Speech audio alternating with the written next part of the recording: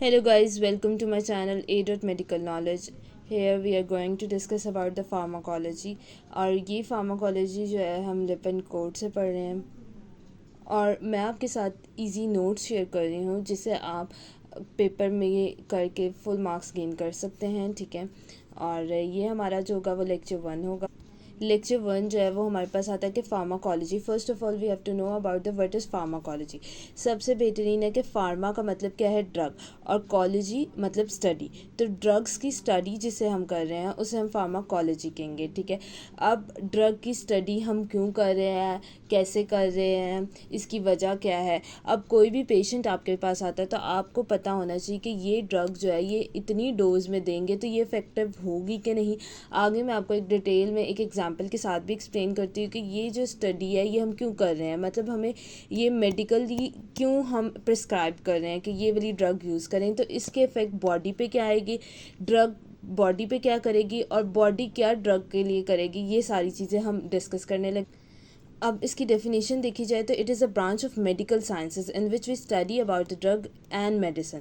मतलब फार्माकोलॉजी जैसे कि नाम बता रहा है, ड्रग एंड कॉलोजी स्टडी, तो ये मेडिकल साइंस की वो वाली ब्रांच होती है जिसमें हम ड्रग और मेडिसिन की स्टडी करते हैं। जब भी कोई पेशेंट आता है तो सबसे पहले हम उसकी क्या लेते हैं, हम उसकी लेते हैं हिस्ट्री। सबसे पहले हम कोई भी आता है हमारे पास पेशेंट, हम उसकी हिस्ट्री लेते हैं, देन उसके बाद हम एग्जामिनेशन करते हैं, फिर कुछ लैब टेस्ट होते हैं, उसके बाद हम कोई भी ड्रग जो है वो प्रिस्क्राइब करते हैं और वो ड्रग जो होता है उसका हम देखते हैं कि रिएक्शन क्या है। अब ये सारी चीज़ें जो है वो हम किस में पढ़ेंगे, फार्माकोलॉजी में, कि वो जो है पेशेंट के ऊपर क्या इफेक्ट रख रही है। ठीक है, जब भी हमारे पास कोई भी पेशेंट आता है तो हम उसकी हिस्ट्री लेते हैं, अच्छा ये बीमारी है, ये मसला, इनिशियल एग्जामिनेशन हो रही होती है। ठीक है, देन उसके बाद हम क्या कर रहे होते हैं, उसके लैब टेस्ट कुछ करवा रहे थे, कुछ सिचुएशन में करवा रहे थे, कुछ में नहीं करवा रहे थे, फिर हम उसको ड्रग जो है वो या कोई भी मेडिसिन जो है वो प्रिस्क्राइब करते हैं। देन हमारे पास आता है व्हाट इज़ ड्रग। मेडिसिन को ही हम ड्रग कह रहे होते हैं, वो केमिकल सब्सटेंस जो हमारे पास यूज़ हो प्रिवेंट करने के लिए, डायग्नोस करने के लिए, ट्रीट करने के और रिलीव करने के लिए सिम्टम्स ऑफ अ डिजीज़ और इबनॉर्मल कंडीशन। कोई भी सब्सटेंस जो हमारे पास यूज़ हो रहा है, कोई भी प्रिवेंटेड मेजरमेंट करने के लिए, कोई भी डायग्नोस करने के लिए, ट्रीट करने के लिए और उसकी सिम्टम्स को ख़त्म करने के लिए किसी भी बीमारी की या किसी नॉर्मल कंडीशन की, उसे हम ड्रग कहेंगे। ड्रग की क्लासिफिकेशन जो होती हैं वो हमारे पास आ जाती है। अब इसकी जो क्लासिफिकेशन आती है वो हमारे पास 2 काइंड ऑफ क्लासिफिकेशन आती है, एक होती है मेडिसिनल ड्रग और एक होती है एडिक्टिव ड्रग। ठीक है, मेडिसिनल ड्रग को हम थेरेप्यूटिक ड्रग भी कह रहे होते हैं। ठीक है, अब मेडिसिनल ड्रग जो होती है वो क्या है, हमारे पास कोई भी पेशेंट आया उसको हमने डायग्नोस किया, एंटीबायोटिक रिकमेंड कर ली, ये हमारे पास मेडिसिनल ड्रग में आ गया फॉर एग्जांपल। ठीक है, अब एडिक्टिव ड्रग जो होती है वो डिप्रेशन के पेशेंट को अक्सर औकात हम दे रहे होते हैं। अब हम क्यों इसको एडिक्टिव ड्रग को इसकी क्लासिफिकेशन में ला रहे हैं जबकि ये नेगेटिव इफेक्ट रखता है। लेकिन मेडिकल फील्ड में ऐसा यूँ होता है कि देखें, अगर आपके पास एक पेशेंट आ रहा है और आपको पता है जो डिप्रेशन के पेशेंट होते हैं वो सुसाइडल अटेम्प्ट तक जा रहे होते हैं। ठीक है, तो इससे बेहतर है कि हम जो है उसके सेंट्रल नर्वस सिस्टम को जो है लो कर दिया जाए, उसके फंक्शन को डिप्रेस कर दिया जाए, इसके लिए हम ड्रग रेकमेंड करेंगे, ना कि ये कि वो खुदकुशी कर ले, मतलब वो सुसाइड अटेम्प्ट की तरफ चला जाए। तो हमने उसकी जान को सेव करना है। ठीक है, मतलब उसकी लाइफ हमारे लिए ज़्यादा इंपॉर्टेंट है, तो हम उसको एडिक्टिव ड्रग की तरफ लगा देते हैं। ठीक है, मतलब वो प्रिस्क्राइब करने लग जाएंगे। मसला हमारे पास मेडिकल फील्ड में हम लाइफ सेविंग के प्रोसेस की तरफ जा रहे होते हैं, हर चीज़ का हार्मफुल होता है, मेडिसिनल ड्रग के भी काफ़ी ज़्यादा हमारी बॉडी पे हार्मफुल इफेक्ट आ रहे होते हैं। ठीक है, अब हमारे इसकी डेफिनेशन देखते हैं। Medicinal drug is use to diagnose and treatment. ठीक है, कोई भी बीमारी है, कोई भी डिजीज़ है, उसके डायग्नोस और उसके ट्रीटमेंट के लिए जो यूज़ हो रही है वो मेडिसिनल ड्रग आ रही है, जैसे कि एंटीबायोटिक आ रहे थे। अक्सर औकात आपने देखा होगा कि मेडिसिनल ड्रग जो होते हैं वो स्कैन के लिए भी कर रहे होते हैं, हम यूज़ कॉन्ट्रा सिटी स्कैन अक्सर औकात कर रहे होते हैं। अक्सर औकात जब हम प्लेन सिटी स्कैन करते हैं ना तो हमें वो चीज़ें जो हमने देखनी है वो नहीं नज़र आती, तो हम क्या करते हैं, मेडिसिन दे के कॉन्ट्रा सिटी स्कैन की तरफ लेके जाते हैं। देन उसके बाद हमारे पास आता है टेस्ट जो होता है, अक्सर औकात मेडिसिनल ड्रग हमारी किडनी पे बहुत ज़्यादा इफेक्ट ला रही होती है, जिसके लिए हम पेशेंट का आरएफटी कर रहे होते हैं, मतलब रेनल फंक्शनल टेस्ट कर रहे होते हैं। ठीक है, ये हमारे पास मेडिसिनल ड्रग में आता है। देन उसके बाद एडिक्टिव ड्रग आता है जो हमारे नर्वस सिस्टम को स्लो डाउन कर रही होती है। ठीक है, एडिक्टिव ड्रग, ये हमारे पास 2 क्लासिफिकेशन आ गई ड्रग की, कि हमने इसे 2 काइंड्स में किया, मेडिसिनल ड्रग और एडिक्टिव ड्रग। देन उसके बाद हमारे पास आता है डिवीजन ऑफ फार्माकोलॉजी, जो कि मोस्ट इंपॉर्टेंट है। इसको दो कैटेगरीज में हम डिस्क्राइब कर रहे थे, फार्माकोकाइनेटिक्स एंड फार्माकोडायनामिक्स।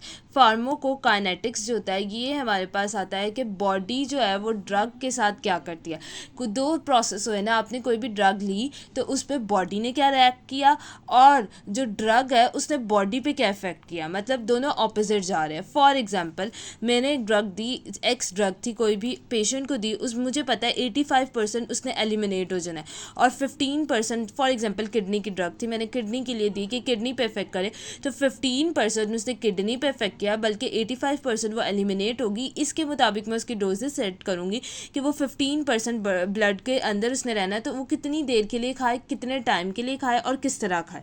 ठीक है, इसको हम स्टडी करते हैं फार्माकोकाइनेटिक्स में कि वो बॉडी के ऊपर वो ड्रग क्या इफेक्ट ला रही है। जबकि फार्मोडायनामिक में हम ये देखते हैं कि वो ड्रग जो है वो बॉडी के साथ क्या कर रही है। ठीक है, बॉडी ने उस ड्रग के साथ क्या किया, फार्मोकाइनेटिक्स, और ड्रग ने बॉडी के साथ क्या किया, ये हम फार्मोडायनामिक्स में देखते हैं।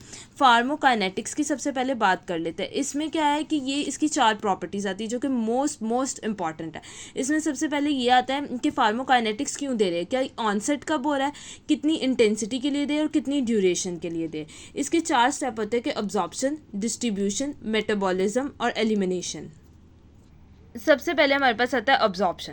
अब्जॉर्प्शन क्या है, 2 रूट से हम दे सकते हैं, या तो ओरल इनटेक किया जाए, मतलब आपने मेडिसिन खा ली, या आप आईवी में दे। आईवी में क्या, ब्लड प्लाज्मा में दे। ठीक है, from the site of administration primitive entry of a drug into the plasma. ठीक है, मतलब आपने किस तरह ली, वो कौन सी साइट से आपने एंट्री की ड्रग की प्लाज्मा में। फॉर एग्जाम्पल आप ओरल रूट से लेते हैं, माउथ से आपने इनटेक की, कोई भी मेडिसिन आपने इनटेक कर ली, वो आपके स्टमक में जाती है, देन वो इंटेस्टाइन में जाते हैं, इंटेस्टाइन के बाद हेपेटिक लिवर में जाती है, ये हम फिजियोलॉजी में पढ़ के आए हुए हैं। ठीक है, फिर वो पोर्टल वेन के ज़रिए हार्ट तक गई, हार्ट ने उसे डिस्ट्रीब्यूट किया बॉडी तक। वो किडनी की ड्रग थी तो वो किडनी के ऊपर जाके रिएक्शन करेगी, जबकि वो मसल्स को कुछ नहीं कहेंगी क्योंकि वहाँ पे उसके रिसेप्टर ही नहीं है।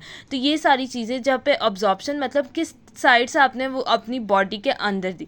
ठीक है, अब डिस्ट्रीब्यूशन आ गया। अगर आपने ऑरल लिया तो वो आपके लिवर में जाएगी, लेकिन अक्सर औकात आईवी इंजेक्शन की फॉर्म में भी हम ले रहे होते हैं। ठीक है, तो आईवी में वो ब्लड प्लाज्मा में जा रही होती है। ये डिस्ट्रीब्यूशन का मतलब कि ये जो होती है, ड्रग में भी reversibly leave the blood stream and distribute into interstitial and intercellular fluid में जा रही होती है। अब ये देखिए, कैपिलरीज जो होती है वो एक्सचेंज ऑफ मटेरियल के लिए होते हैं, ये इंटरस्टिशियल स्पेसेस आ गई। ठीक है, कैपिलरीज और सेल के दरमियान जो स्पेस होती है वो इंटरस्टिशियल स्पेसेस होती है, और इंट्रासेलुलर सेल के दरमियान जो होती है, इंटर का मतलब बिटवीन होता है और इंट्रा का मतलब विद इन होता है। ठीक है, अब ये देखें कि जब यहाँ पे आएगी, यहाँ से उसने एक्सचेंज ऑफ मटेरियल लाना है, डिस्ट्रीब्यूट होना है, सेल तक जाना है। मेन जो है वो हमारी बिल्डिंग ब्लॉक कौन है, सेल है, तो वहाँ तक हमने वो मेडिसिन को भेजना है। ठीक है, उसको वहाँ पे भेजना। अब एक और प्रोसेस मैं बता देती हूँ, आपने पढ़ा होगा एडिमा के बारे में। अक्सर औकात इंटरस्टेशियल स्पेसेस के अंदर फ्लूइड जो होता है वो अकोमुलेट होने लग जाता है, जिसकी वजह से एडिमा हो रहा होता है, फ्लूइड की अकोमुलेशन हो रही होती है। ठीक है, ये वैसे मैंने बता दिया कि इंटरस्टेशियल स्पेसेस को याद रखने के लिए। तो ये हमारे पास क्या आ गई, डिस्ट्रीब्यूशन आ गई। डिस्ट्रीब्यूशन के बाद आता है मेटाबॉलिज्म, वो ड्रग जो बाय ट्रांसफॉर्मेट हुई है liver to tissue.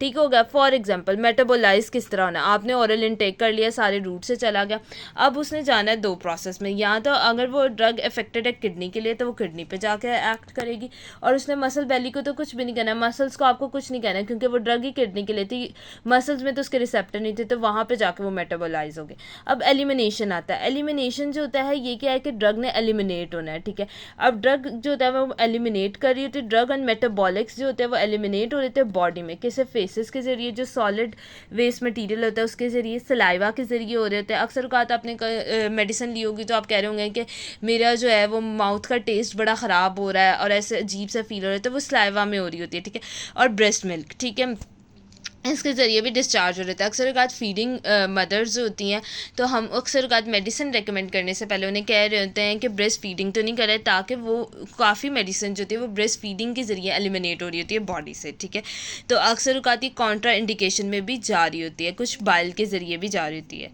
Thank you so much.